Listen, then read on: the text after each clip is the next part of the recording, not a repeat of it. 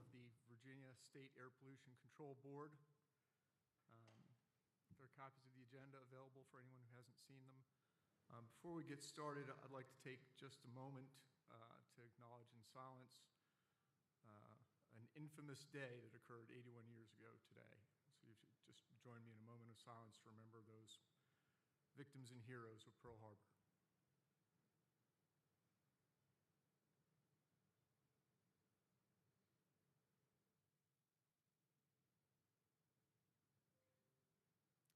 Thank you.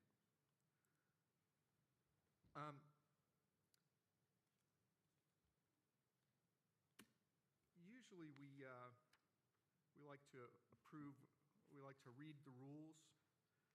I see mostly familiar faces here. Is there anyone who feels they're not sure what the rules are about participating in this hearing? Great. So given that, we'll dispense with the reading of the rules. We have an agenda before us, ladies and gentlemen. Do I have a motion to approve? So moved. Second. I have a motion and a second. Any discussion? Hearing none. Motion is, by general consent, the motion is approved. We have minutes as well for our October 5th meeting. Are there any comments or amendments or changes to those? If not, do we have a motion? Mr. Chairman, I believe the minutes have been updated, correct? From what had been sent out. Is that right? That's what I understand. And was there a ministerial or a substantive correction made? It was just administrative. Okay. Do we have a motion to approve the minutes? So moved. A second? Second. Without objection, they're approved. And we now move to Ms. Bastianski's presentation. Good morning. Good morning. Goodness.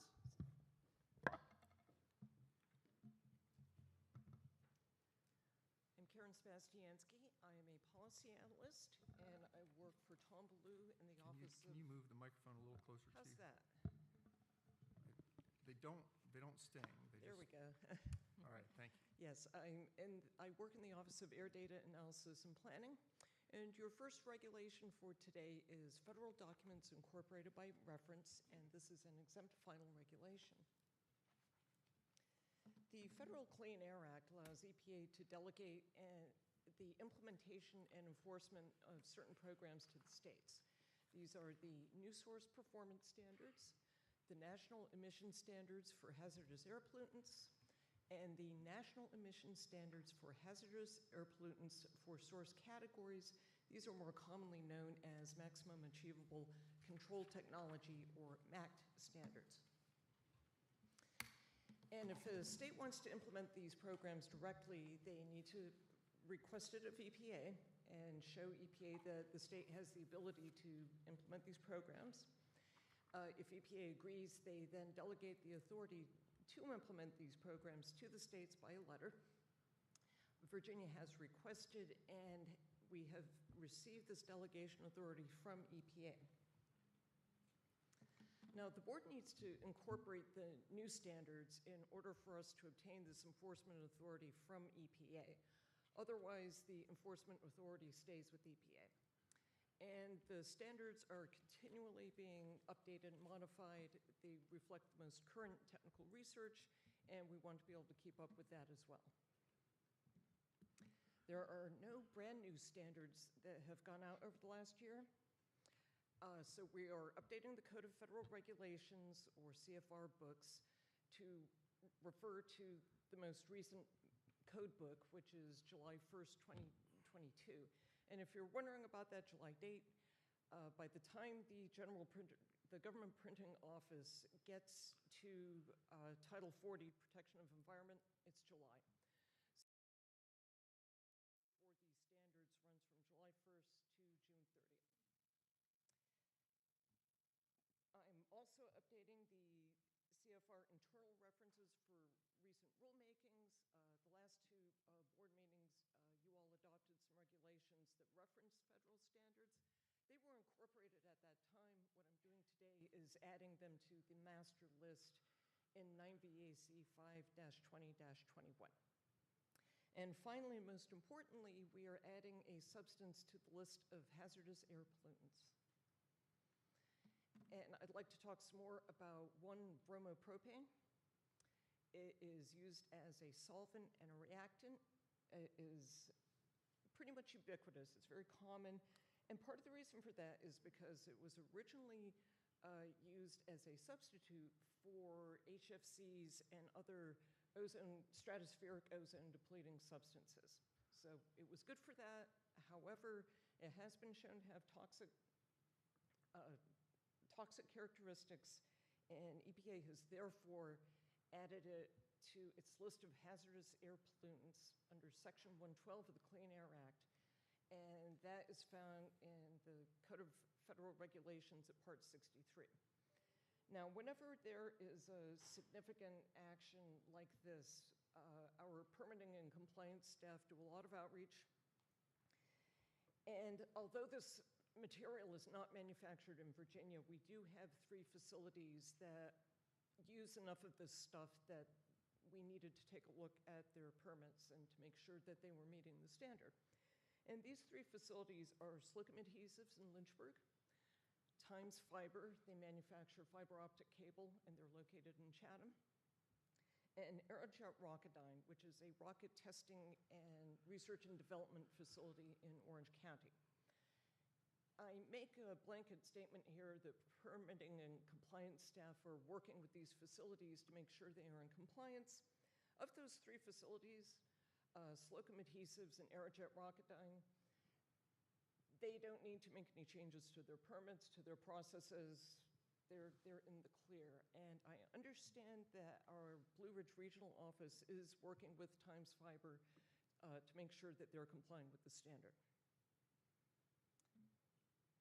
And should there be an issue, or for any other facilities for that matter in the state that are using this stuff, I understand that there are new substitutes for what was used as a substitute. So again, the technology is continuing to evolve.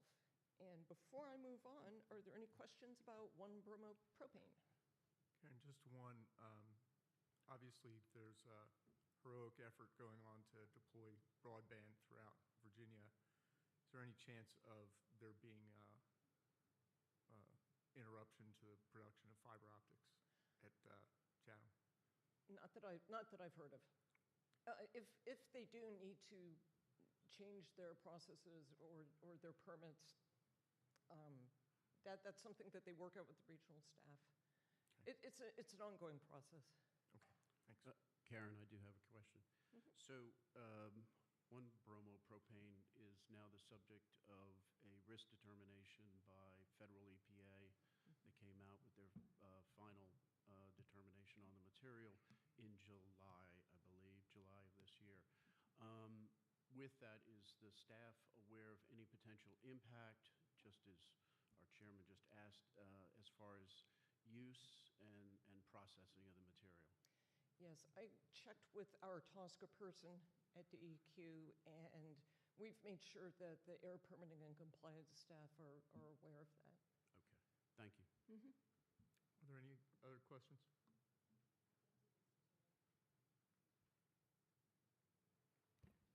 Hello. On the administrative or on your document, the agency background document, I just had a question because it stated on the statement of final action agency that on December the 7th, the State Air Board Control took final action to adopt this amendment, but we haven't done that yet. Well, this is for your information. It gives you the legal background and the various details that you need to help you make a decision. This hasn't been posted yet. After you all vote, however you vote, this is the document that will be posted on Town Hall and will reflect whatever action you take. I understand that, but it's saying that we already took action. So I just want that corrected on the document. Thank you. I'm sorry, where does it say we already took action? Oh, I see. Under statement of final agency gotcha. action. Gotcha.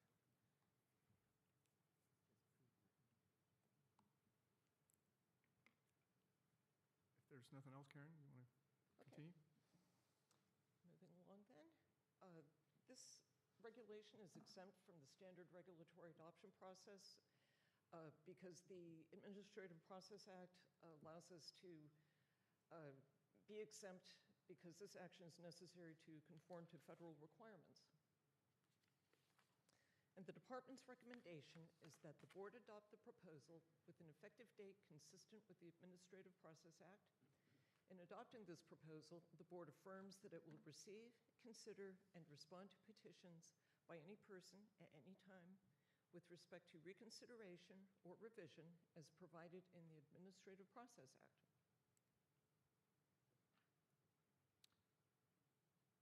Are there any further questions?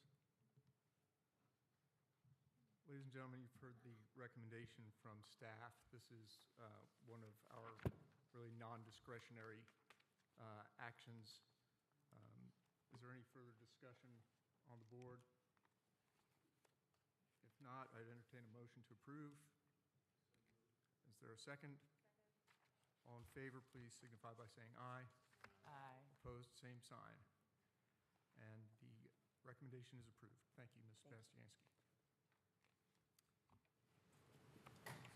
Next up, I believe we have Secretary Boyles.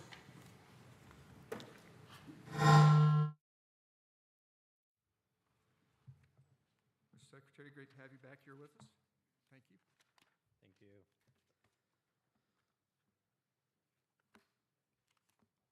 I'll wait till y'all all get the packets.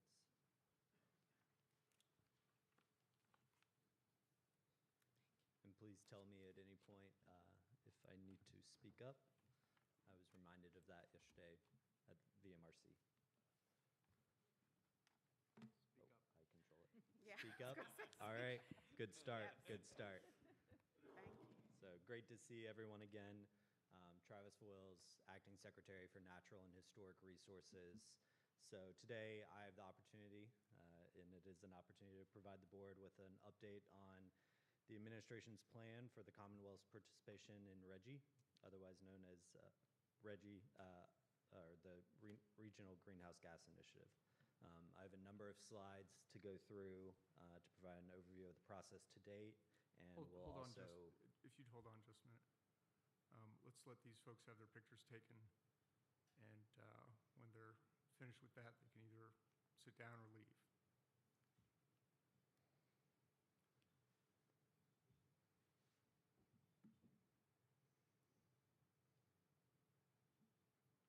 I'll give you about another minute to finish taking pictures.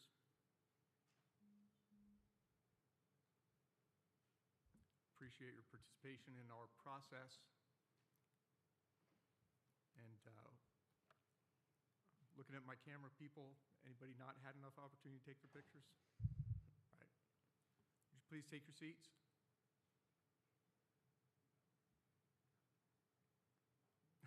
Okay. Mr. Secretary, if you don't mind, I'll... Yeah, sure. No idea what's going on behind me, but let's go.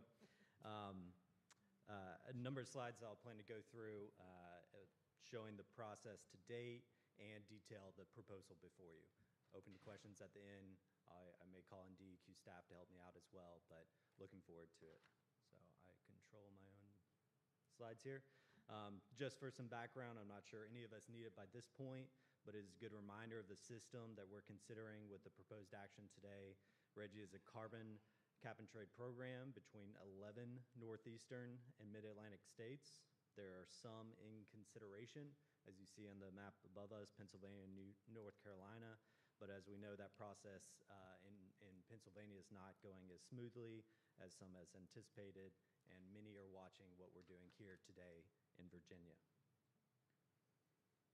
So continuing with just some background information, joining RGGI requires participating states to regulate fossil fuel or carbon-based emissions from electric generating units 25 megawatts or greater.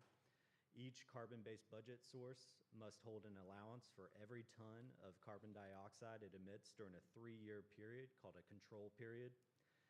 Allowances are purchased in quarterly auctions run by RGGI Incorporated. There is an auction occurring probably as we speak today, right now, with the quote, proceeds returning to the states where they can be used for consumer benefits or strategic energy purposes. In Virginia, the rule became effective in July of 2020, with the first auction being held that Virginia participated in March of 2021. So to date, Virginia has participated in 7 auctions with over 40 million allowances sold. These auctions have generated over $400 million. I think the number is close to $450 million that has been returned to the state. This is, of course, after RGGI, the entity takes a nice little share of that. That is now about over $500,000 annually to run the program. And just for context, our contract with RGGI Incorporated, the entity, runs through December 31st, 2023. As I did last time before I was before you, I just want to provide some context for the current regulatory framework that exists here in Virginia. In 2020, the Virginia General Assembly, with a slightly different makeup than what we have today, passed legislation including the Virginia Clean Economy Act, or VACEA, and the Clean Energy and Community Flood Preparedness Act. While VACEA sets out ambitious and prospective mandates around electric generation shifting, it was the Clean Energy and Community Flood Preparedness Act that laid the groundwork for Virginia's decision to join RGGI. One important point to note that we see much of the discussion today focused on, when talking about RGGI, that the legislation also set out requirements that any RGGI proceeds are directed to 2 specific funding buckets, 2 primary specific funding buckets to address resiliency through flood preparedness and energy efficiency. And one key point here that bears repeating again for the board and every Virginian, this use of programmatic functions to address resiliency and energy efficiency was not the original RGGI approach. So where we are currently is Virginia is one of 11 states participating in a purported cap-and-trade program designed to reduce carbon emissions through the granting of allowances to states for CO2 emissions. And these are purchased at auction. In that vein, it's helpful to see this map listing the 31 fossil fuel-fired electric generating units that meet the threshold of 30 or 25 megawatt capacity or greater in Virginia. You can also see lines through a few that have indicated that they are shutting down or partial compliance obligation with at least one of them, I believe.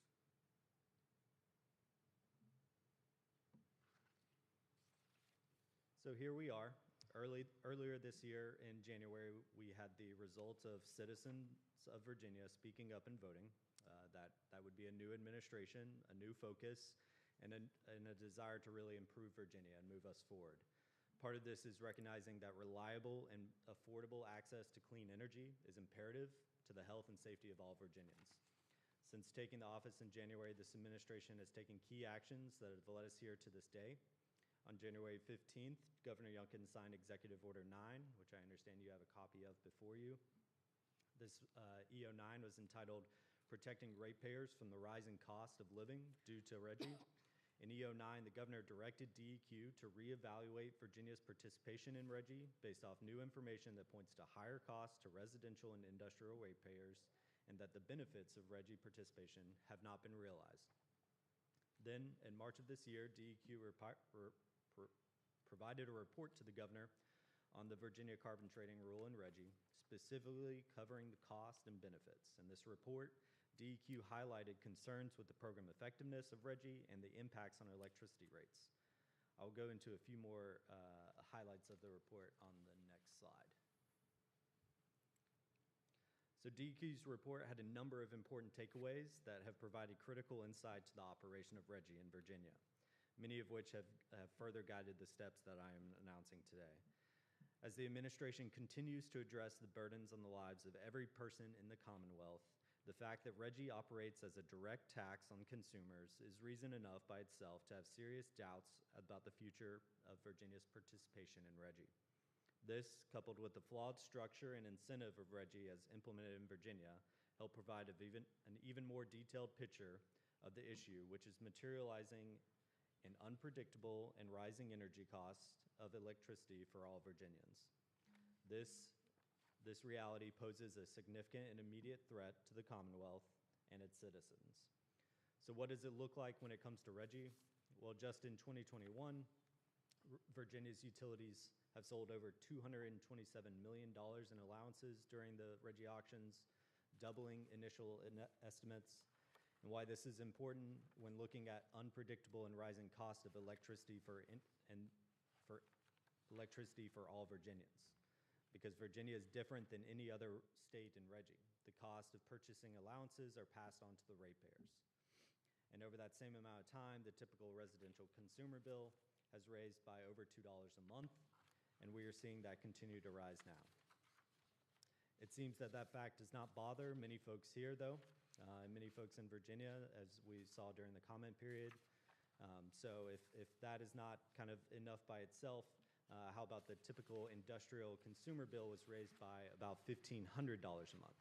These are the industrial companies, many of which are at the heart of our supply chain system, contributing to products and services that we take for granted every day. These are the facts even one of our larger utilities participating in RGGI has admitted. Dominion Energy has confirmed that RGGI will cost ratepayers between $1 and $1.2 billion over the next 4 years. Over $1 billion that should be in the consumer's pocket. This is important to understand, and it is important to remember that this is not the program Virginians were sold on.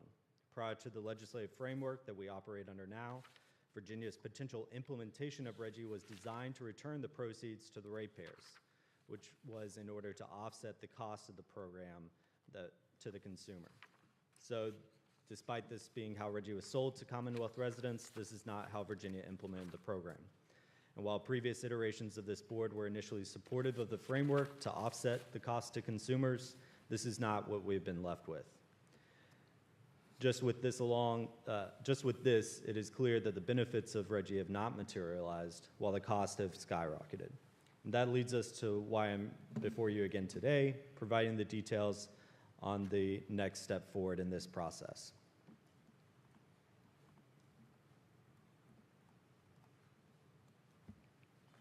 If we can take this step forward, that'll be the question. There we go. Okay. When I was before you last, it was to announce that the administration was planning to put forth a notice of intended regulatory action to repeal the trading rule and end Virginia's participation in RGGI. This NORA set the stage for a full Administrative Process Act, or APA, regulatory action, in contrast to how the current program was implemented during the previous administration. This is important to highlight again. This administration is using the full APA process in contrast with what was done previously by the past administration. This process will allow for a complete repeal of the rule by the end of the 2023 calendar year. This timing is important because it also coincides with the end of the current 3-year compliance or control period of RGGI, as well as the end of our contractual agreement with RGGI Incorporated, the entity that manages the program. This process provides certainty and stability. While an immediate exit from RGGI would provide cost savings to some consumers, an orderly withdrawal from RGGI at the end of the control period and contract will provide greater regulatory certainty and help prevent market fluctuation in the pricing, which could result in entities being stuck holding credits that could translate into further costs for consumers. I want to say it again, this process will ensure a certain and transparent path forward on RGGI, one that is including public engagement, one that is an important step forward in ensuring Virginia has the framework for clean, reliable, and affordable energy. To ensure the Commonwealth is pursuing environmental protection, improvements to energy reliability and innovation, and providing affordable energy to consumers, there's a need to step away from the status quo and current energy path that we see here in Virginia. That is one of forced transition without consideration to impacts. Virginia got to hear this vision from the governor earlier this year when he released the administration's energy plan. As the governor detailed, a growing Virginia must have reliable, affordable, and clean energy for Virginia's families and businesses. There's a need to shift to a realistic and dynamic planning, not the status quo. In doing so, the administrations believe that we must meet the power demands of a growing economy and ensure Virginia has the reliable, affordable, and clean energy and a growing supply of that power embracing all of the above energy that includes natural gas, nuclear, renewables, while continuing the exploration of emerging sources. A system like RGGI does not support this realistic and dynamic energy future for Virginia. There are a number of reasons for this, but it comes down to the fact of whether or not you agree with the framework and principles of a cap-and-trade system. The way RGGI has been implemented in Virginia does not work as an effective means for greenhouse gas reductions or providing this energy security. This is really because of the burdens of our participation in RGGI has been placed on everyday Virginians. RGGI costs are being passed on to Virginia consumers as a tax without incentivizing any change in behavior by the electricity providers, all due to Virginia's regulatory structure and program implementation.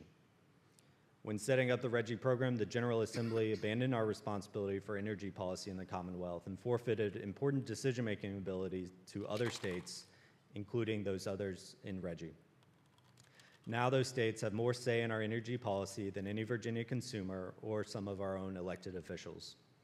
And as for the claims of the importance of RGGI proceeds, we need to remember that Virginia does not need a regressive energy tax through RGGI to fund important programs on resiliency. While important, these are not the goal of RGGI that is meant to achieve. RGGI is meant to directly reduce greenhouse gases, and that is not what these programs and funding are accomplishing. This decision to remove Virginia from RGGI is part of a real plan to reduce consumer costs, bring new investment into the state, while conserving our Commonwealth's treasured natural resources and securing Virginia as the best-in-class state for competitive, cutting-edge energy policy that is clean, that is reliable, and that is affordable. It is evident that RGGI is a barrier to this and will continue to be.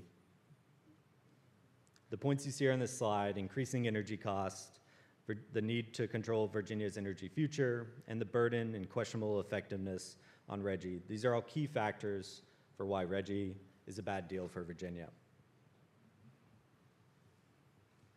So now that you've listened to my story and what brought us to this point, let's turn to the issue at hand for your consideration today. As stated earlier, the administration put forth a NORA, which was published in the Virginia Register, and a 30-day public comment period followed opening September 26th and closing on October 26th. The next slide offers a breakdown of some of the public comments. So the NORA received 838 public comments, with 51 in support of the proposed regulation and 730 against. Substantive groups who gave comments against the regulation include the Chesapeake Bay Foundation, Ceres, Virginia Clinicians. I'm not sure if I actually said that right. I'm not sure I've ever said that word out loud. The Nature Conservancy, Climate Action Alliance of the Valley, Virginia League of Conservation Voters, the Center for Climate and Energy Solutions, and the Virginia Conservation Network. 6 local governments also commented against the regulations: City of Arlington, Alexandria, Hampton, Fairfax, Charlottesville, and the town of Colonial Beach. There were also a number of emails received, and finally there were a number of substantive comments received from those listed here in the chart for and against the proposal. I just want to say I have met with a number of these groups on a wide range of issues. My door is always open and it will stay open, and that's how we are operating in this administration. So we will continue to hear from these groups as it go. We wanted to ensure that they had the opportunity for public comment, and they will have another opportunity for public comment with the proposed rule that is before you today. But I just want to ensure you that I am also communicating with many of these groups on not only RGGI, but other issues as well, and plan to continue to do that. Taking these public comments into account, the next step was to draft and submit a proposed regulation. Following any board vote, this will follow a similar process to the NORA, in which the proposed regulation, if approved by the board today, is first submitted to the executive branch review, and after the governor approval, is submitted for publication. A 60-day public comment period would follow. Looking ahead at the potential stage after the proposal has been out for public comment, After the comment period ends, DEQ would consider these comments, draft a final regulation, which follows the same process as before, and submission to the governor for approval and submittal for publication. 30 days after the regulation is published in the Virginia Register, it would become effective. So this is just a summary slide of the process that I've just walked through there, with some additional detail on the executive review, including review from the Department of Planning and Budget, from our Secretariat, from the Governor's new Office of Regulatory Management, and the Governor's Office himself.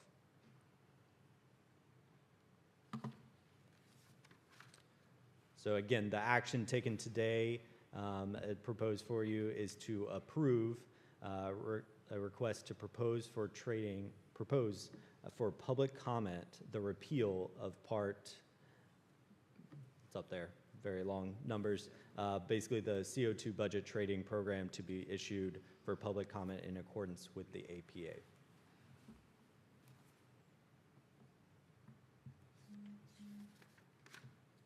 And to close, I know you all expected me to say it again, but this administration views strongly that RGGI is a bad deal for Virginia. Before I turn it over back to the folks here, I would like to thank you again for the time today to provide this update. I would like it to make it clear the theme, and you'll continue to hear it from this administration, that RGGI is a bad deal for Virginia. The way RGGI has been implemented in Virginia has directly placed the burden on everyday Virginians as a regressive energy tax without incentivizing any change in behavior by the utility, and while forfeiting our important decision-making ability to others outside our border. We believe the action by the board today to approve a proposal before you will be the first key step to provide certainty, stability, and transparency for Virginia, and it will most importantly remove Virginia from this bad deal. And finally, the department's DEQ's recommendation is that the board authorize the department to issue a proposal for public comment in accordance with the APA. Thank you again, and I'll turn it back over to the chair. Thank you, Mr. Secretary. Do any members of the board have questions for the Secretary? And let me say that once we have a motion before us, I'll also give you an opportunity to comment. So if you would use this time to ask any questions or clarifications that you have for the Secretary, we can use his time the best. You want to go down the row, or Hope, do you want to start? Do you have questions? She can start first. She Dr. raised her Tompkins. hand. Good morning. Good morning. Okay, my question revolves around the fact that you said this process is going through the Virginia Administrative Process Act. Is that correct? Yes, ma'am. Okay. On the law that incorporated RGGI under 10.1-1330, titled Clean Energy and Community Flood Preparedness, it says, A, the provisions of this article shall be incorporated by the department without further action by the board into the final regulation adopted by the board on April 19, 2019, and published in the Virginia Register on May 27, 2019. Such incorporation by the department shall be exempt from the provisions of the Virginia Administrative Process Act. So I'm trying to understand, based on this alluding to this process, what we're discussing, the RGGI law being exempt from the board participation, and I would like to have clarification on that. Yeah, so I can try to cover that at a higher level, and then I may turn it over to others to provide any comment. So when I speak to us using the full APA, that is us making that decision to use that APA to fully engage the public, ensuring that we have that public comment necessary. When I spoke to the previous administration not using that, that is because that option was laid out to them in the legislation. I do not think that is a great way to do something that is going to impact so many Virginians. And when I say that they kind of ran through the process pretty quickly, that is what I'm alluding to. So here we are using the tools at our ability, and that is the APA, to conduct the full APA process to ensure that we are presenting it before y'all, before the public, getting that public comment, having these discussions, and not trying to do this behind closed doors. But my question is, based on what I just read, are we not exempt from that process? That's the question that I have, and I don't know if that's one that our Attorney General representation would need to answer. Is that appropriate? Or Well, let's hold that. I have a question for the AG's representative that'll be more comprehensive. Okay. I'm good. Thank you. Go ahead. Thank you for this presentation, and I know you've given us presentations before on this, and I'm not going to rehash all of those points or conversations, but one of the things that I know I and several other board members had asked for was more of a breakdown in the analysis and numbers beyond the DEQ report. There are some in the public comments, like, for example, Dominion in their comments said typical residential customer bills could increase by an additional $1.98 per month. We had asked for more of that analysis and looking out more into the future based on energy needs to help justify and make decisions based on some of the statements you made. Have you all been able to do that? Will you be able to do that before this is final? Would like some clarification on that. Yeah, we can definitely go back and pull even more of that. Some of that analysis was included in the energy plan and the deliberations on that, just showing kind of what the burden is on larger scale beyond RGGI, what the current burden is and outlook is for Virginia's energy future. So that's definitely something that we can go back and pull specifics for you and provide so that it's there for any proposed comment period. Thank you. And as a follow-up, I know in your presentation on slide 3, you mentioned the 7 auctions to date. So 7 auctions to date with greater than 40 million in allowances sold and 452 million returned to the state. Is that correct? Yes. So later in your presentation, what I believe you said, and I would love clarification, is that the administration believes that there are alternatives that could match that return to the state. Is that what you were saying, or could you clarify a little further about how we can get close to this 452 million? Yep. So I think most people are aware that next week could be a big week in terms of the budget. What you will see there is a commitment by the administration to resiliency, to a more long-term, consistent, transparent funding of that, and that is kind of the first step forward. We have a number of other things going on. We're working with many stakeholders, and I'm speaking more to the resiliency piece since that is in my secretariat, and I am the Chief Resiliency Officer for the Commonwealth. We have a technical working group to look at kind of what the framework in Virginia needs to be to better spend money on resiliency, coordinate on resiliency, and access more funding too. So that is going on. We are setting up a work group as well that is both of those are being run through the Department of Conservation and Recreation, have a range of stakeholders from private NGOs, academics, other state agencies. So we are ensuring the coordination piece on that. Part of that is looking at all the funding that's already going there, providing a more stable funding source moving forward. I think one point that I made here is that no one expected that much money from there.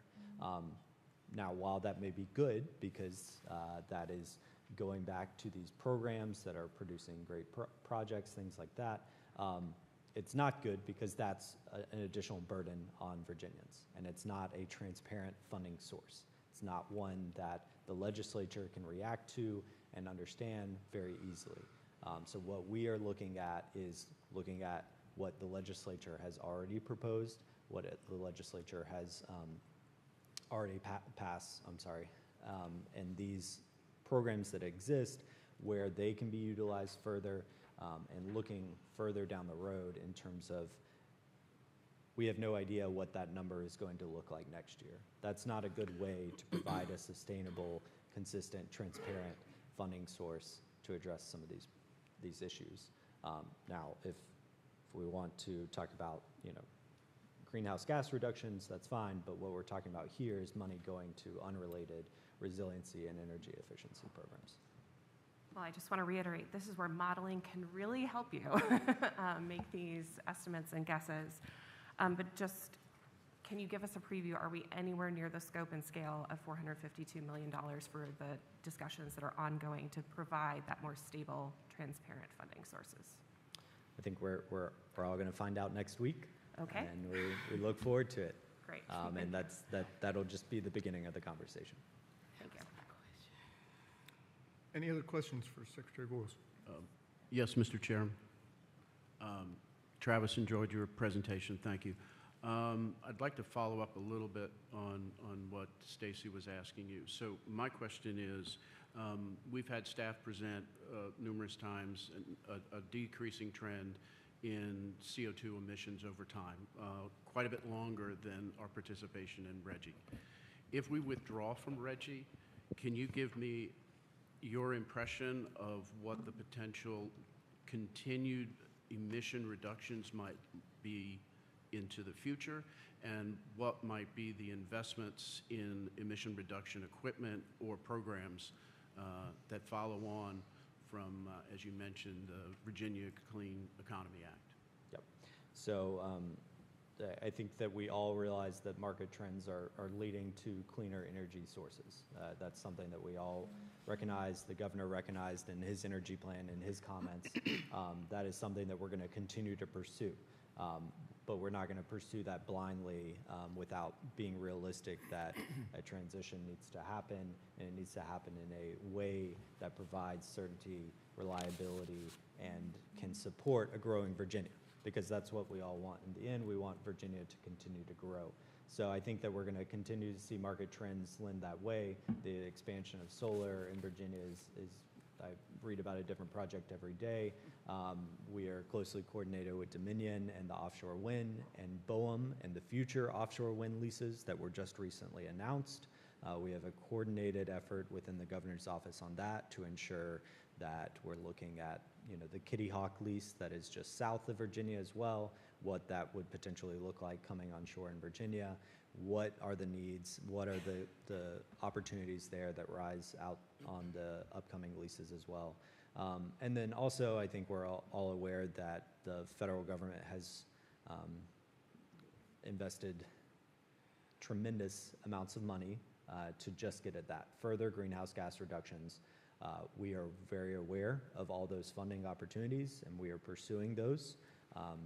We are coordinating with our friends over in Commerce and Trade in terms of our secretariat and the Department of Energy, and looking at that, particularly some of the funds that could go directly to entities for direct greenhouse gas reductions. So if anything, current funding that's available will be available for the foreseeable future, and the current market trends, especially here in Virginia, support that continued emissions reduction.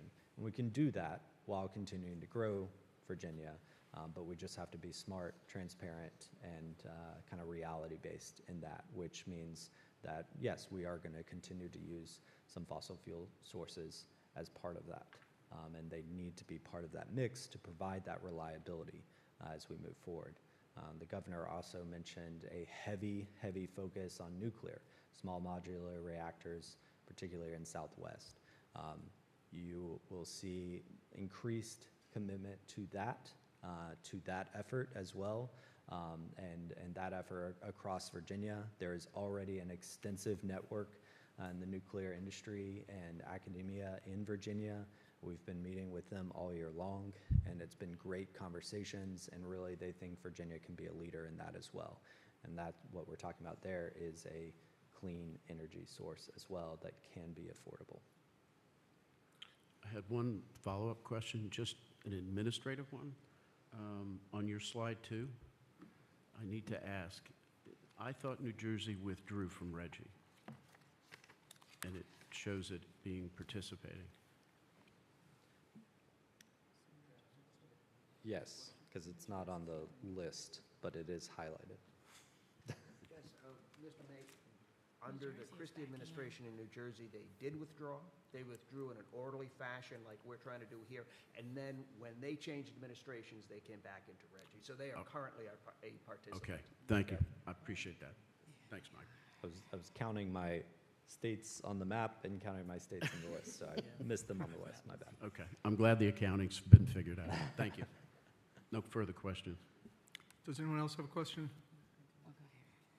Oh, but No, you can go. If everyone else had a chance, go ahead, Dr. Tompkins. I just wanted to ask, given the fact that Reggie is currently the law and it provides a funding source, how does the administration look at the fact that going through a budgetary process is not necessarily stable because we have to depend on the General Assembly to incorporate funding for the purposes that Reggie is already covering? So how do we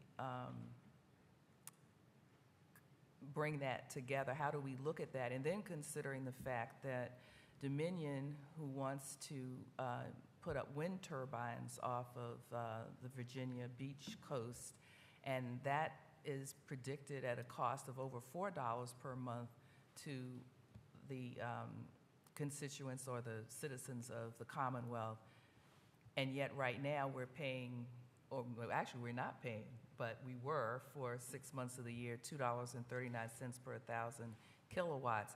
How do we reconcile, or how does the administration reconcile those particular issues? Yeah, so few things you raised there, so let me make sure I cover them all. Maybe I'll start at the end in terms of offshore wind. It's my understanding that recently the Attorney General came back with a kind of a proposal to ensure that we have consumer protections in that process. That's something that is being considered, I think, before the SEC right now, and is an important step forward as we look at this, because the way Virginia's regulated energy structure is compared to the Northeast, where a lot of offshore wind development is occurring as well, but you're kind of in a different regulatory framework. So as we approach offshore wind, I can trust you in all of our conversations. Cost is a primary driver in that conversation. When I mentioned Kitty Hawk, that development, Avangrid, the company down there with that lease, that is part of the consideration as well, ensuring that, as we're bringing on these cleaner sources of fuel, that it's not actually increasing the cost to the consumer because of Virginia's structured and that pass-through ability that will show up on your bill. So that is something that we are focused on. You can trust me saying that is constantly part of the conversation when it comes to that transition. And I think you brought up a very good point that, a lot of what we operate under now, which is heavily driven by natural gas, has lower rates. Now, yes, it is flexible to kind of energy demands and things like that, as we've seen this year, but it does provide an important role to ensure that we have affordable, lower rates. So there is a balance, there is a mix there. There is a path forward where we go and ensure consumer protections, and that's something that we're looking at here in this next legislative session. And as we move forward, knowing that offshore wind will be a continued part of the conversation. Now going back to the discussion of kind of that sustainable funding source moving forward, and we may disagree on this, but this funding mechanism right here is not transparent. It is not reliable. Yeah, we can probably estimate that there will be a lot of money coming in, but that's not, as I've detailed it before, that's not necessarily a good thing, because the money has to come from somewhere. And right now, that's everyone's power bills, because this is being passed through, whether or not it's a line item or it's incorporated into the base rate, it's coming from somewhere. Our view is that we would rather that process occur out in the public, out in the General Assembly, where there can be discussion about it, where there can be consideration for other spending that's occurring, in the Commonwealth for these issues. That way we can view it holistically and be able to adjust the demands there. Thank you. Mr. Chair, may I have a moment to ask a question? Go ahead. Thank you. Thank you so much, Secretary Voyle, for your speech and your presentation, and thank you again for putting the Reggie Law in our packet. You put that in our packet to reference this. I do have a question about that document that you put in here. So does the Reggie Law provide any authority to this board to amend or suspend this regulation? And if so, please show me where that authority is. And also, could you explain why we should not look to the Reggie Law for that authority to take today's action to repeal Reggie? So, Hope, I think we should ask our counsel that question, if that's okay with you, once the secretary's done.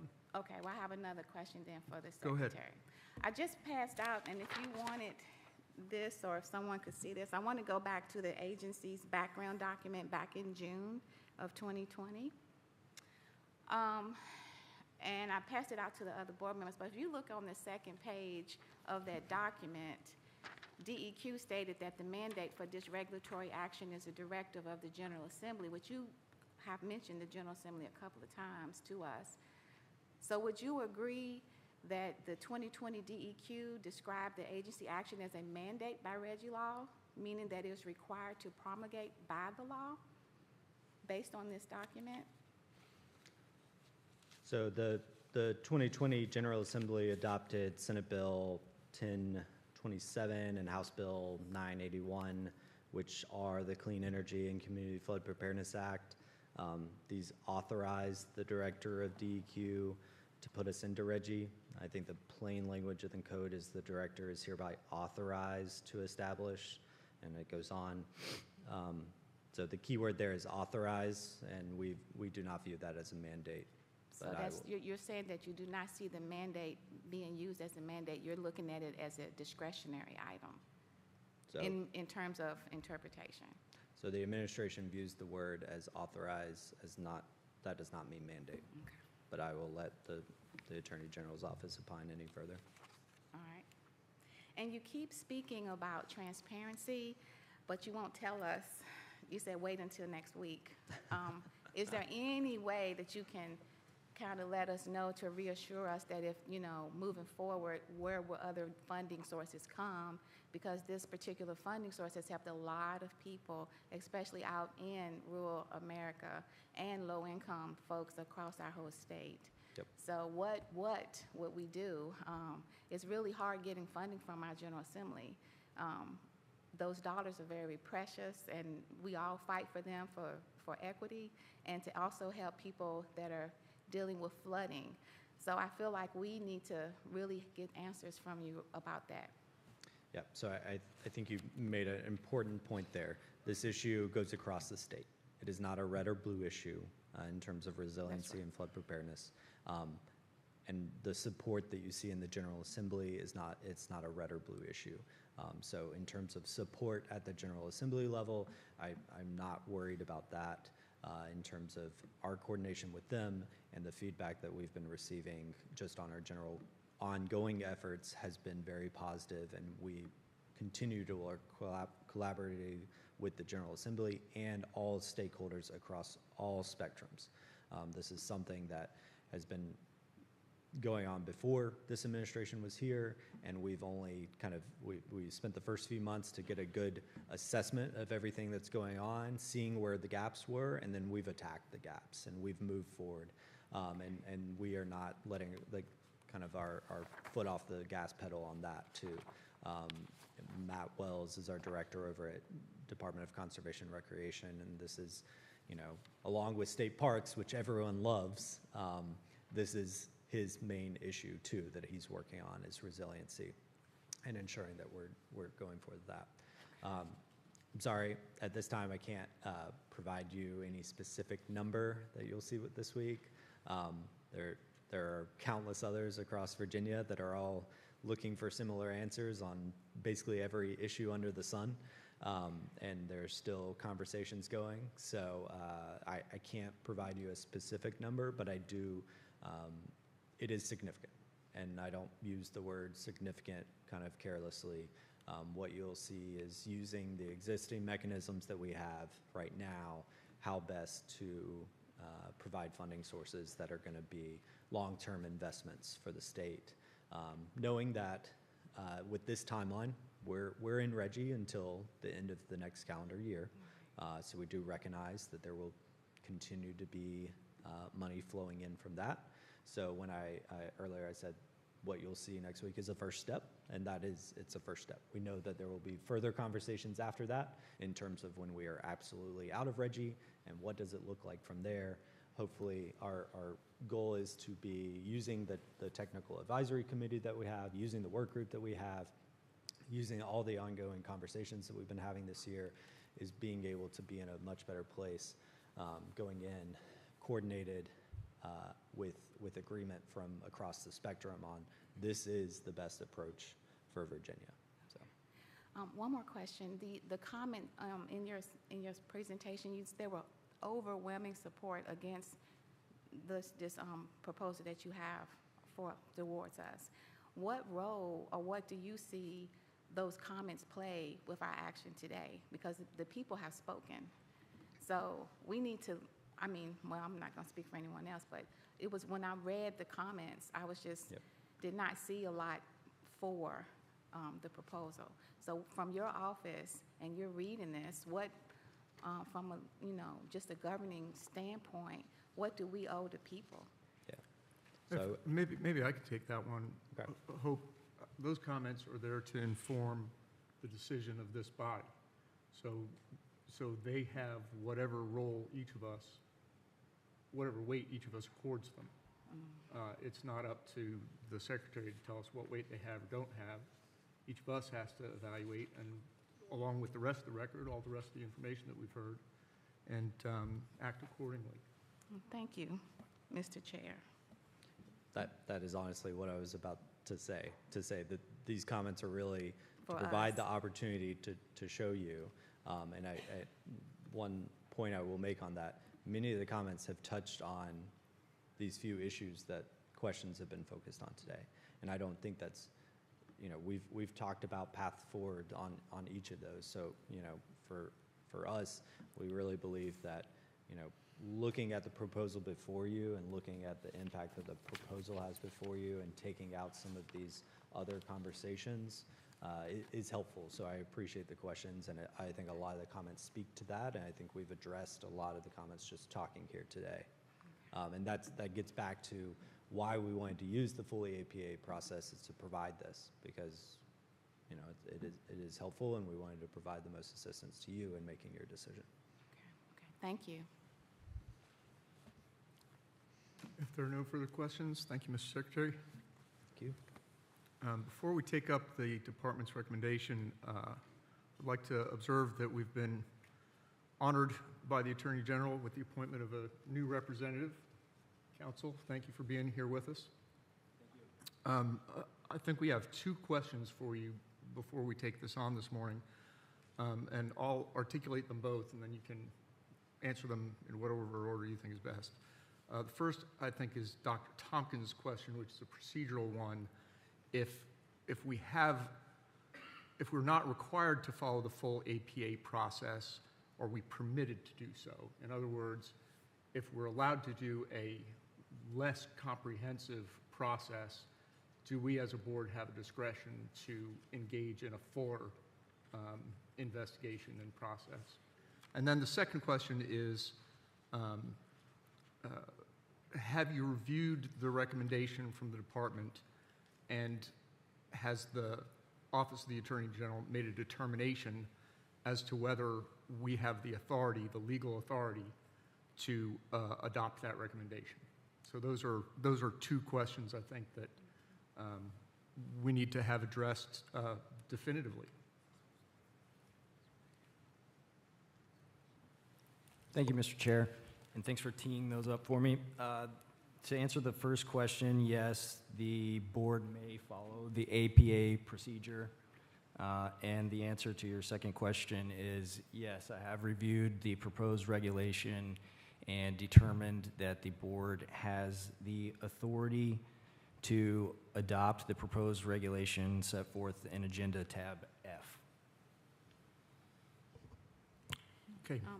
I'm sorry, I didn't hear, you said add F, what did you say? Tab F is Oh, the tab. agenda item.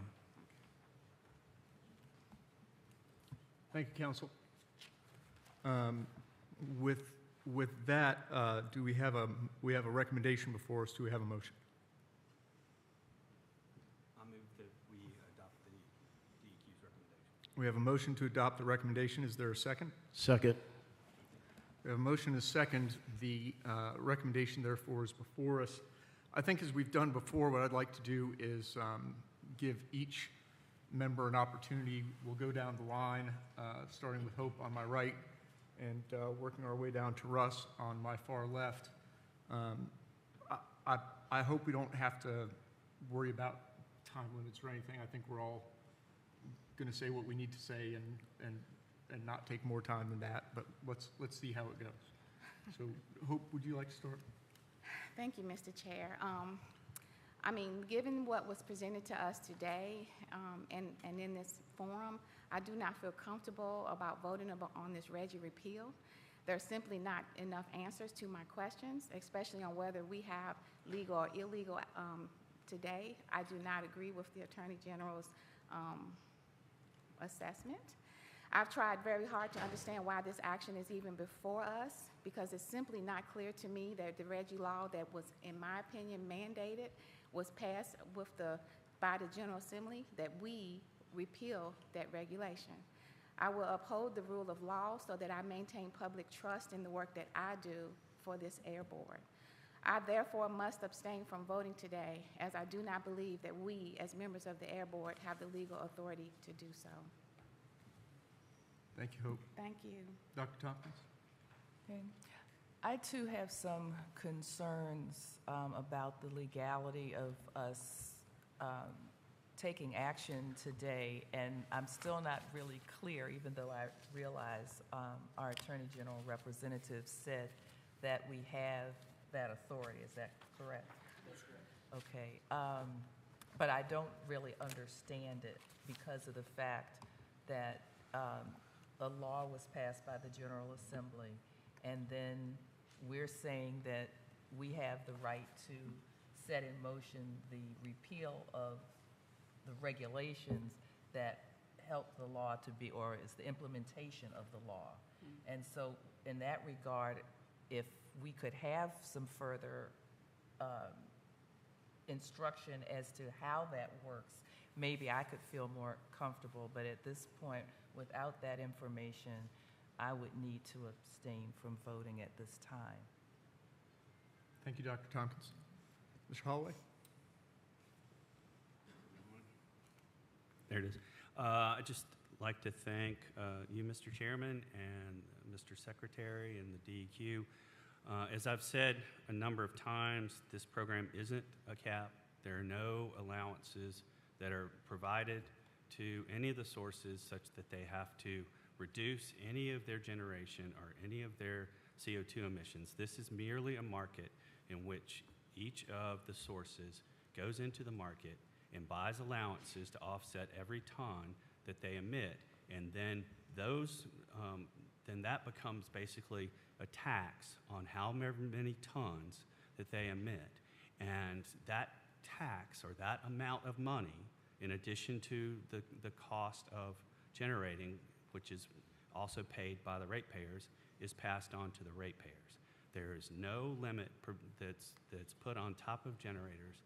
There is no generation of money, because all of that money is paid into the market and then passed on to us. And so, there's nothing about the trading program itself that provides any money.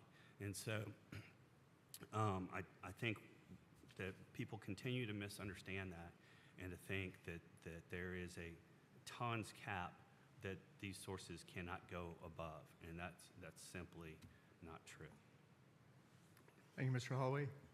Ms. Rajal?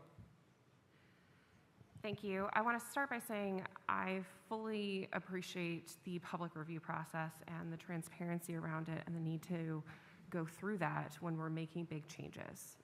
No problem there. However, I feel at this point, we and the general public who we are asking to comment on this do not have the sufficient data and analysis that we have asked for from DEQ and from others. Yes, there are some self-analyses in some of these public comments, but we really need official numbers looking out all of these things, and not just for the board's sake, but for the public to make an informed decision and to make informed comment before a decision is made. Therefore, I plan to vote no. Thank you. Mr. Hudgens. Thank you, Mr. Chairman. I've listened carefully to the arguments, and there's some merit to it. But at the same token, if you are going to tax the public, it ought to be direct. People vote for it, you vote for your representative, and then you levy a tax against the public. This is a backdoor tax, $425 million that nobody's voted for, and then the General Assembly appropriates where they want. I just simply think that, you know, resiliency is daggone important.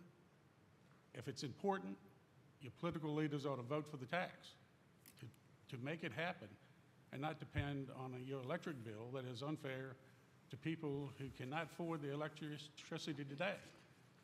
And it is forecasted to continue to grow. So that's how I've kind of come down on this, and I vote for the recommendation. Thank you, Mr. Hudgens. Mr. Mate? Thank you, Mr. Chairman. I carefully looked through all of the comments, all 700 plus of them. I read the presentations that were made by DEQ as well as the Secretary. I've been in this business a very long time, more than familiar with how these sort of things work. My biggest concern was, so what happens to the environment? And I am quite satisfied that with the existing regulatory framework and statutory framework, that emission reductions will continue, as the Secretary just pointed out.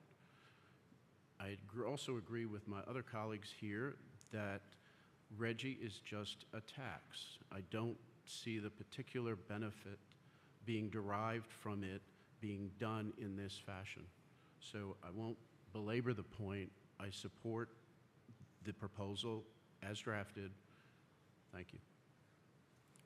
Thank you, Mr. Mate. I'll take the privilege of the last word.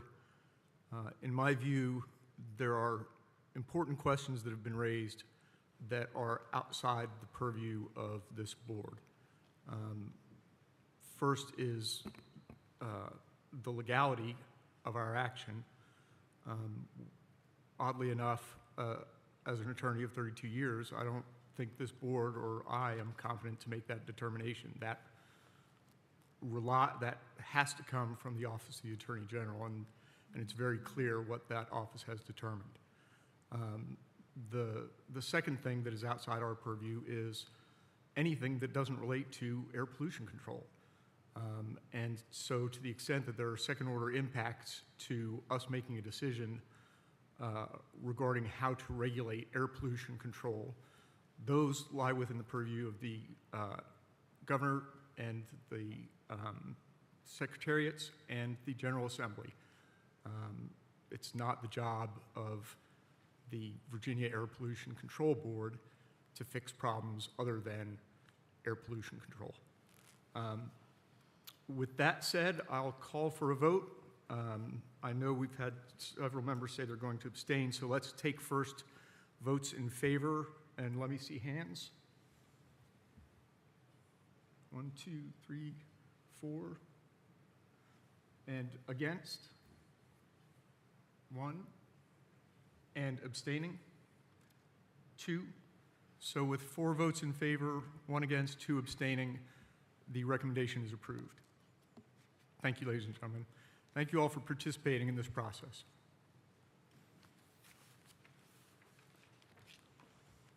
Mr. Dowd, how long do you anticipate your report on controversial permits is going to take? A very uncontroversial 2 seconds because there are none. All right. All right, well, why don't we have that report, and your director's report, I take, will take a little bit longer, but I think we have a little bit of time, so.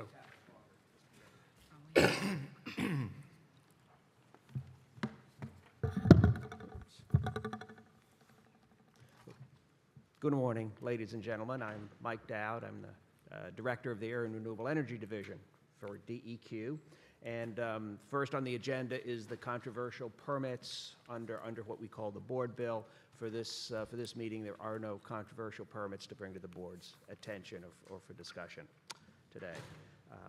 I will therefore go into my director's report and just take a few minutes to pass along what I believe is good news and hopefully very uncontroversial news about ozone air quality in Northern Virginia. And first, I'll give a little background. I've discussed this before in front of the board, but what is ozone? Ozone is formed by a chemical reaction when volatile organic compounds and nitrogen oxides are mixed in the presence of sunlight. Ozone is the primary component of smog. It impacts the lungs and is mainly a summertime pollutant.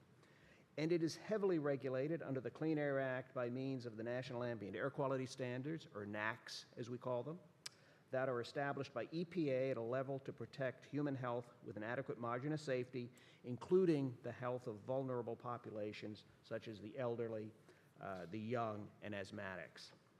The NAAQS are achieved through what are called state implementation plans, or SIPs, that are established by states like Virginia by means of regulations and permits.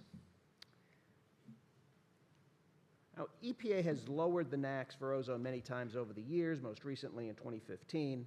The current ozone NAAQS is set at 70 parts per billion, averaged over 8 hours. EPA is now in the process of reconsidering the ozone NAAQS, but in EPA's draft policy assessment for ozone back last spring, the agency indicated that it is probably not going to change the standard, change the primary ozone standard going forward, at least in this round of review. Keep in mind that Northern Virginia, combined with the District of Columbia, southern suburban Maryland, and the District of Columbia have been in non-attainment with the ozone NAAQS, regardless of what the standard has been, ever since the passage of the Clean Air Act. That was in 1971? It's as far back. There have been so many iterations of the Clean Air Act, I can't remember, Mr. Guy, but yes, whenever they started keeping records, it's been a smoggy area. Here's a map of the Northern Virginia, D.C., suburban Maryland ozone non-attainment area. It's home to approximately 5.8 million residents. Its geographic area includes the District of Columbia, the Maryland counties of Calvert, Charles, Frederick, Montgomery, and Prince George's, and the Virginia counties of Arlington, Fairfax, Loudoun, and Prince William, as well as the cities of Alexandria, Fairfax, Falls Church, Manassas, and Manassas Park. As I mentioned earlier, this area has had persistent ozone problems through the years, but things have gotten much better. Now, this graph shows the declining number of high ozone days in Northern Virginia over the years. You see we're now down to practically zero. I think we had 1 or 2 this year. The graph illustrates the historic downward trend in ambient ozone concentration since 2001. And as of 2021, all ozone monitors in Virginia have indicated ozone levels below the NAAQS. Clearly, a lot of progress has been made. And just a little bit more background. How does EPA determine whether an area is in attainment or not with the NAAQS? Through something called a design value. To determine the design value, you first look at the 4th highest daily monitored ozone concentration in an area over an entire year, over an entire ozone season in particular. Next, you average the 4th highest annual concentration for the most recent 3-year period. If the 3-year average of the 4th highest monitored ozone concentration exceeds the NAAQS, then the area is non-attainment. Conversely, if it is below the NAAQS, then the area is in attainment. Now, unfortunately, it isn't quite that simple because all the data have to be carefully QA'd, QC'd, and then EPA follows lengthy administrative processes to make formal non-attainment and attainment designations.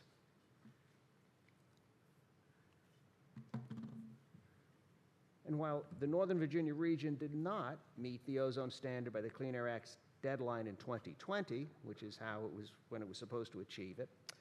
It did achieve a compliant design value of 70 parts per billion by 2021. Well, a year later is better than never. And the unofficial monitoring data for 2022 now indicates that the region has an ozone design value of around 67 parts per billion, well below the 70 part per billion standard. This means that the residents of Northern Virginia have been breathing clean air, healthy air, since 2019.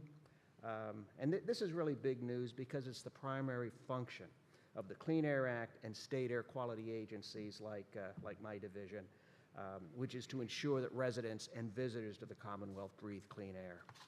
And as I said, this is big news, and it's the result of a lot of people's hard work over the years. I particularly want to recognize Tom Ballou, our manager of air quality planning, and Doris McLeod, who's not here today, who works with Tom. Getting to this point would not have been possible without their tireless efforts, and Tom has always chided me over the years not to jinx things, but I think we're at a point now, we're not going to have any more high ozone days this year, and frankly, the trend looks good. There had been 2020, the numbers in 2020 because of COVID were down, and that's one of the reasons we sort of waited a year before going forward, but it seems like 2020 was not an outlier as far as emissions, at least as far as ozone concentrations go, which is good news. But before you move on, Mike. Yeah, yes, sir. This is phenomenal news, and I'm sure it will be the lead story on the front page of the Richmond Times-Dispatch tomorrow, because for the first time in history, Virginia is in compliance on this. And I'd just like to take a moment on my own behalf, and I think on behalf of the board and the Commonwealth, to recognize you and Tom and all of your staff and people who've worked so hard on this, such determined professionals over decades to accomplish something that is quite extraordinary.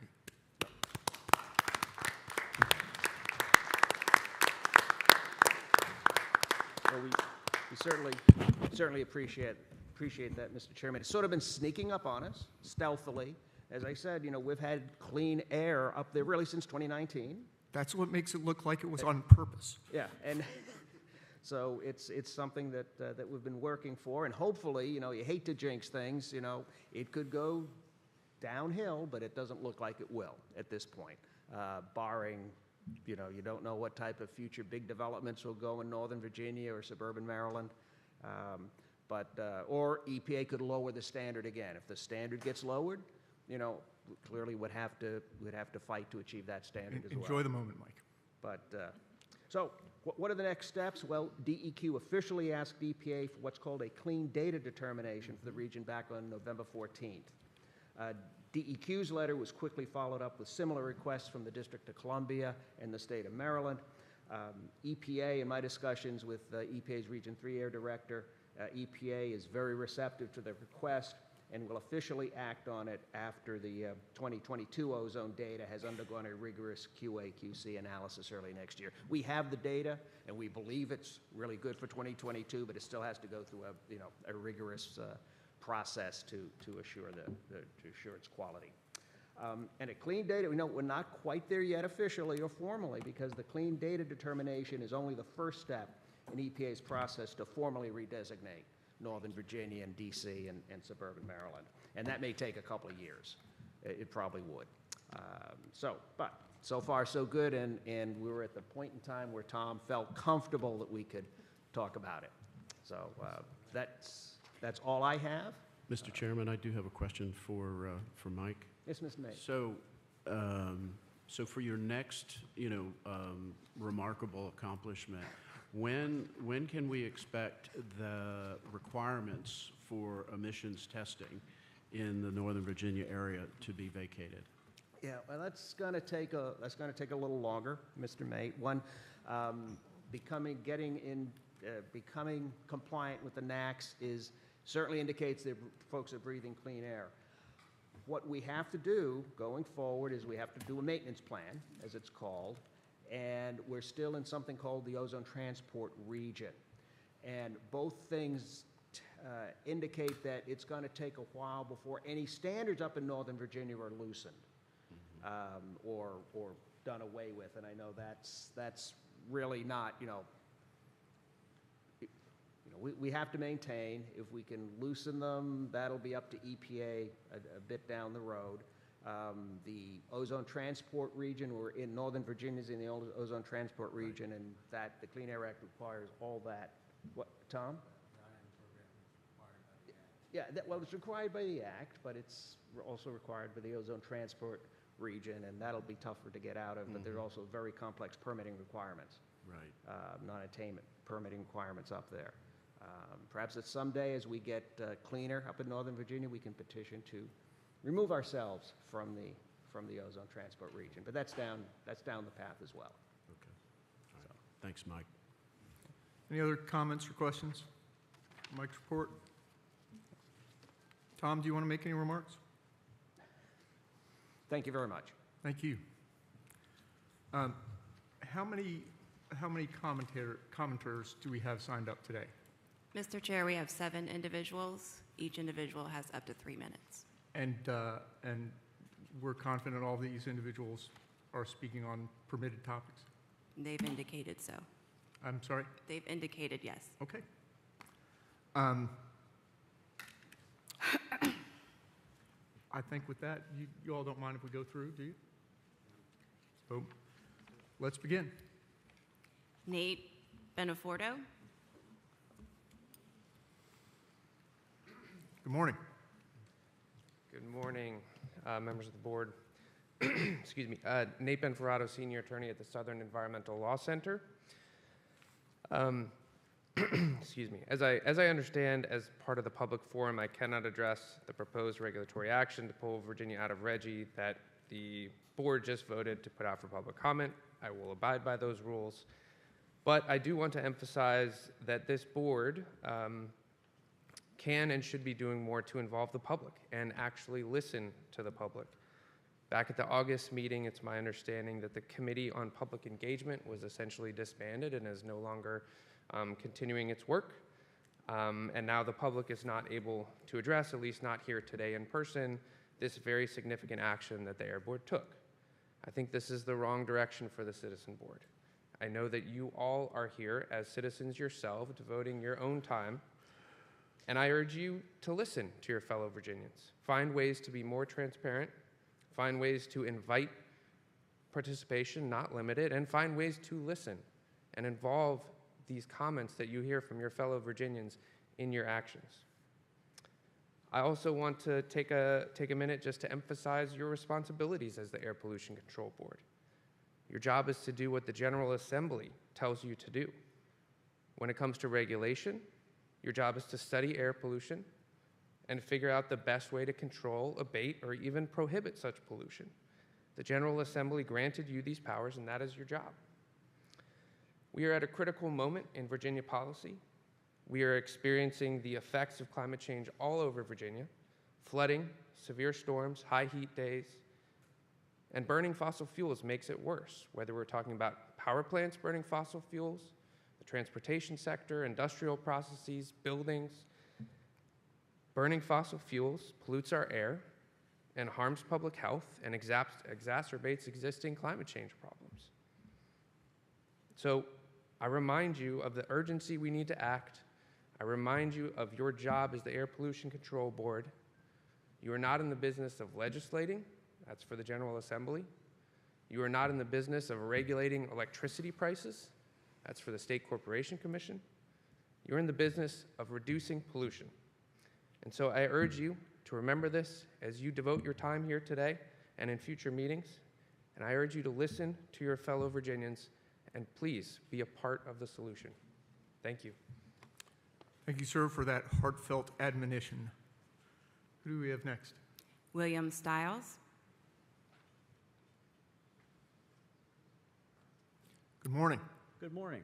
It is still morning. It is, just barely. I'm William Stiles from Norfolk, Virginia, and I'm Executive Director of Wetlands Watch. I came up today to acknowledge the challenge that you all face in reducing air pollution emissions in the state of Virginia. For us in Hampton Roads, the air pollution of most concern long-term is our greenhouse gases. We've got the highest rate of sea level rise over the last 100 years on the East Coast, 1.5 feet. It's been accelerated by greenhouse gas emissions going forward. We're going to see 1.5 feet by 2050, another 1.5 feet by 2080, and another 1.5 feet by end of century. And these are estimates from the 17 local governments in Southeast Virginia for planning purposes. Water levels at this level sort of brings the economic viability of a lot of Virginia's first cities into doubt. So your ability to reduce these emissions, I think, is going to be critical to the Commonwealth going forward. The other piece of this is that this water damage has a cost. We estimate the resilience needs in coastal Virginia somewhere around $40 billion now.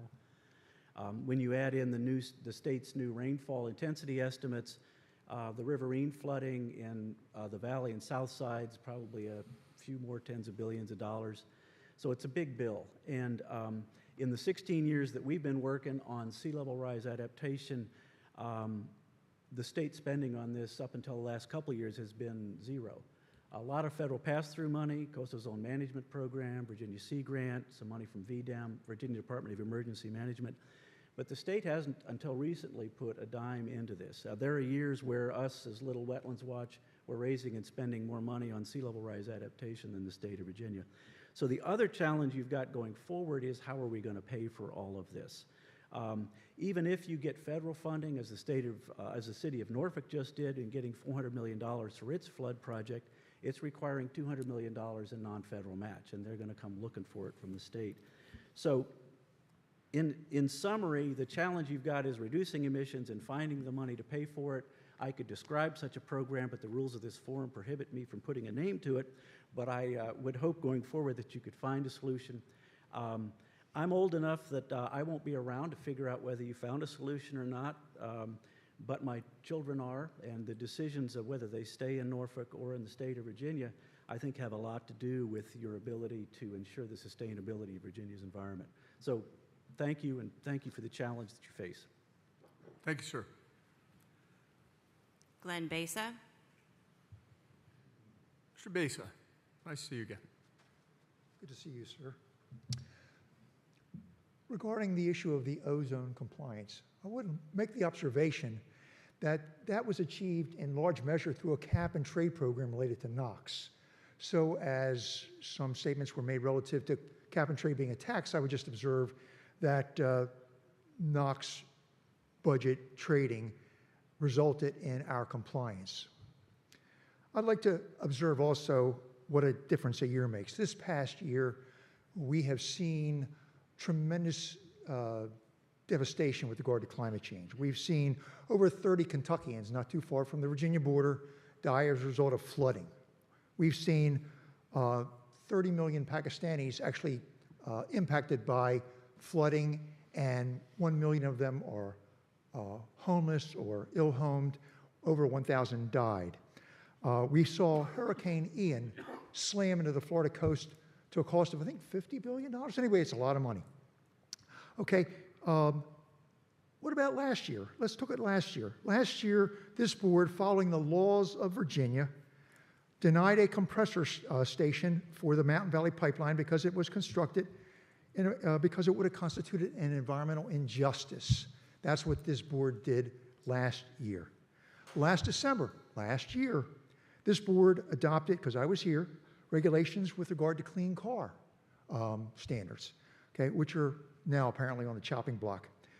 1 year ago, this board pursuant to state law, was taking action to address climate change.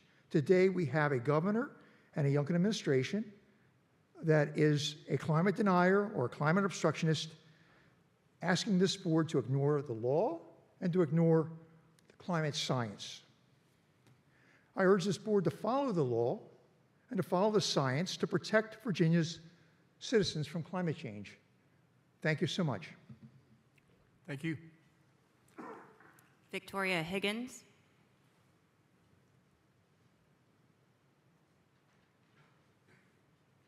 Ms. Higgins, thank you for being here. Thank you. Good morning.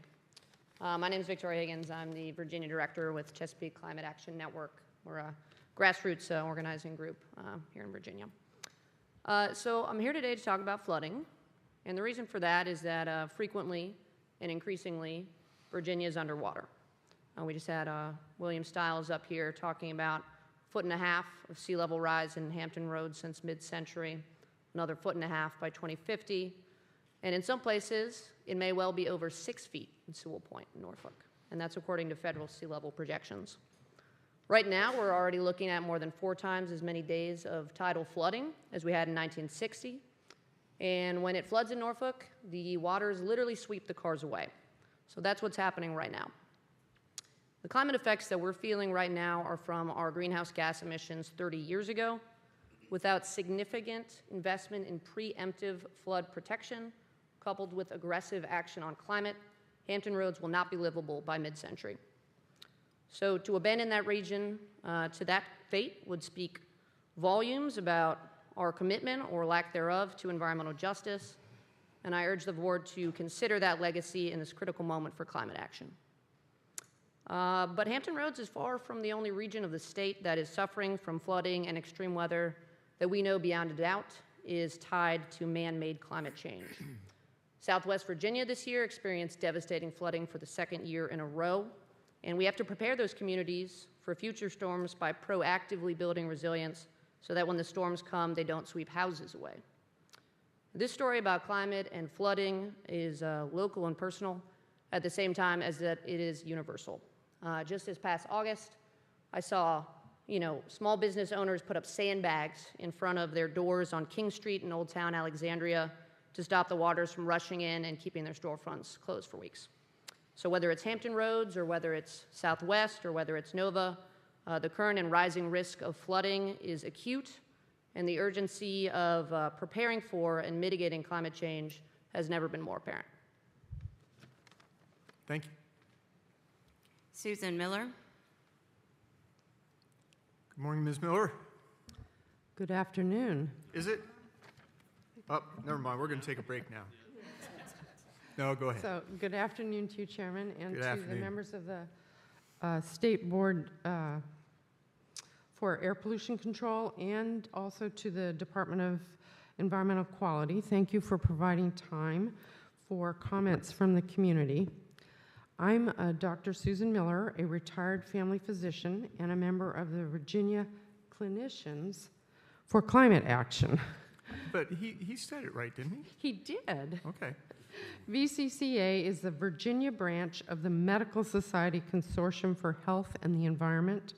The Medical Society Consortium is made up of all the major medical societies in the United States, including the AMA, the American College of Physicians, the American Academy of Pediatrics, and my own organization, the American Academy of Family Physicians. Today, I am representing the VCCA, which is 400 Virginia physicians working to protect our patients' health from the effects of climate change and air pollution. As Air Board members, you play a critical role in protecting people's health. A review of your agenda and the attachments shows you deal with very technical issues that impact nearly all parts of our economy. I can see how dependent you must be on experts with specialized knowledge in many scientific fields. For this work, we thank you and the DEQ and the EPA. As physicians, we come before you with our own area of specialized knowledge, that of the impact of all the components of air pollution, NOx, SOx, ozone, methane, particulate matter, and CO2 on our patients' health. It's difficult to believe, but excellent public health data finds that 400,000 people in the United States die every year due to the effects of air pollution. They die from heart attacks, chronic lung disease, asthma, heat stroke, and the increasing weather disasters related to CO2 in the atmosphere. Because we physicians deal with these common diseases on a daily basis, we ask you to keep the health of the citizens of the Commonwealth top of mind when you make your decisions. Physicians, along with other scientists, recognize the urgent need for all of us to work together to stop polluting our atmosphere. Thank you. Thank you, Doctor. Ann Creasy.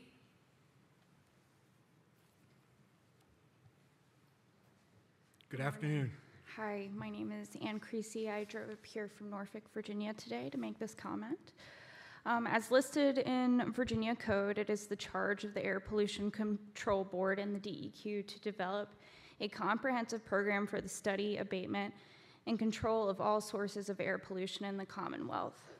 The board is not a legislative body or a regulator of electricity rates. Adherence to the legal duties of the board requires pursuit of programs to reduce carbon emissions in Virginia. With Virginians and people all over the world suffering from and dying from the impacts of air pollution and climate change every day, the board should take on and not abandon opportunities to reduce carbon emissions as quickly and effectively as possible. Thank you. Thank you. Thank you for driving up here. Lee Williams. Good afternoon. Good afternoon. My name is Lee Williams. I'm a resident of Richmond, Virginia, and I'm commenting today as a citizen, a grandmother, and I'm standing here in solidarity with all of the 400 people who made public comments, and I'm with every group that is fighting for environmental justice in the Commonwealth. Virginians expect protection and enforcement of regulations from its Department of Environmental Quality. The Air Pollution Control Board has the authority and responsibility to limit emissions in the Commonwealth that cause climate disruption and endanger our lung and cardiovascular health.